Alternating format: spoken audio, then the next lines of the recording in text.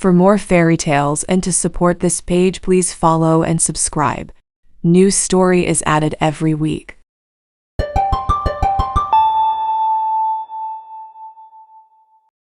The Tale of Peter Rabbit by Beatrix Potter. Once upon a time there were 4 little rabbits, and their names were Flopsy, Mopsy, Cottontail, and Peter. They lived with their mother in a sandbank, underneath the root of a very big fir tree. "Now, my dears," said old Mrs. Rabbit one morning, "you may go into the fields or down the lane, but don't go into Mr. McGregor's garden. Your father had an accident there. He was put in a pie by Mrs. McGregor. Now run along and don't get into mischief. I am going out." Then old Mrs. Rabbit took a basket and her umbrella and went through the wood to the baker's. She bought a loaf of brown bread and 5 currant buns. Flopsy, Mopsy, and Cottontail, who were good little bunnies, went down the lane together to gather blackberries.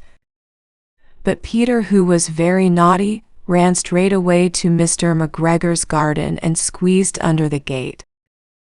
First he ate some lettuce and some French beans. And then he ate some radishes. And then, feeling rather sick, he went to look for some parsley.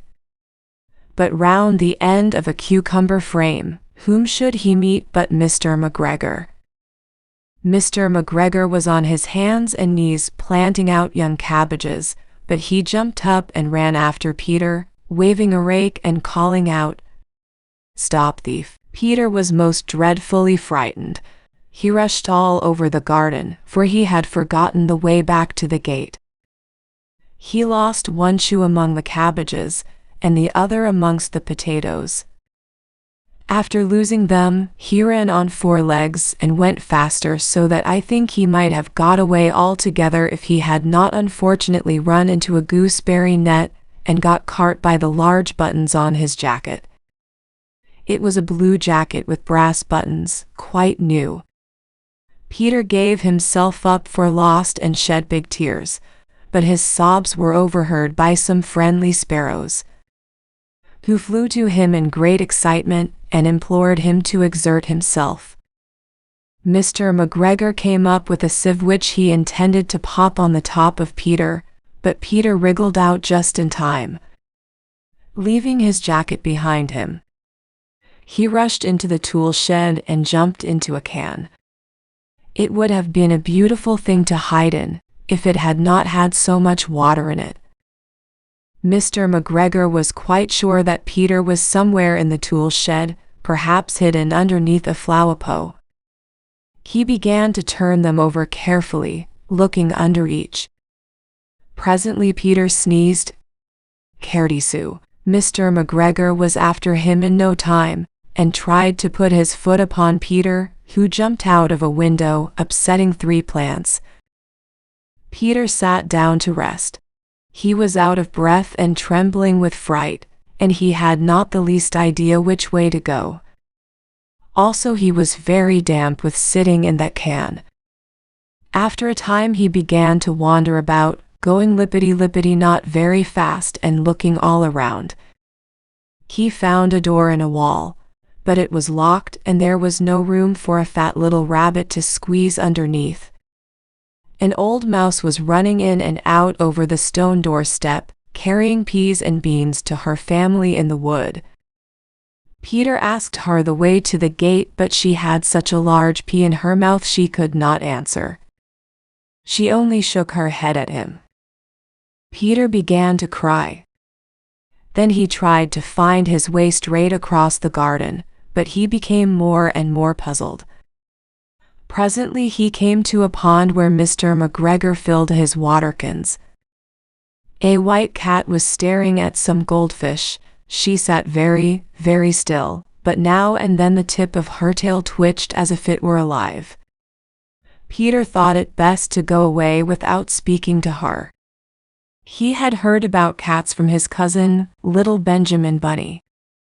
He went back towards the tool shed, But suddenly, quite close to him, he heard the noise of a scratch, scratch, scratch, scritch. Peter scuttered underneath the bushes, but presently, as nothing happened, he came out and climbed upon a wheelbarrow and peeped over. The first thing he saw was Mr. McGregor hoeing onions. His back was turned towards Peter, and beyond him was the gate. Peter got down very quietly off the wheelbarrow and started running as fast as he could go, along a straight walk behind some black currant bushes.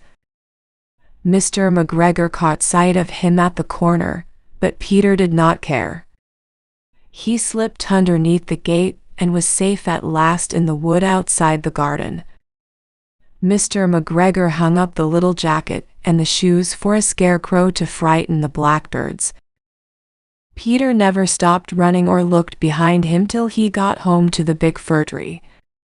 He was so tired that he flopped down upon the nice soft sand on the floor of the rabbit hole and shut his eyes. His mother was busy cooking. She wondered what he had done with his clothes. It was the second little jacket and pair of shoes that Peter had lost in a fortnight. I am sorry to say that Peter was not very well during the evening. His mother put him to bed and made some chamomile tea, and she gave a dose of it to Peter. 1 teaspoonful to be taken at bedtime. But Flopsy, Mopsy, and Cottontail had bread and milk and blackberries for supper.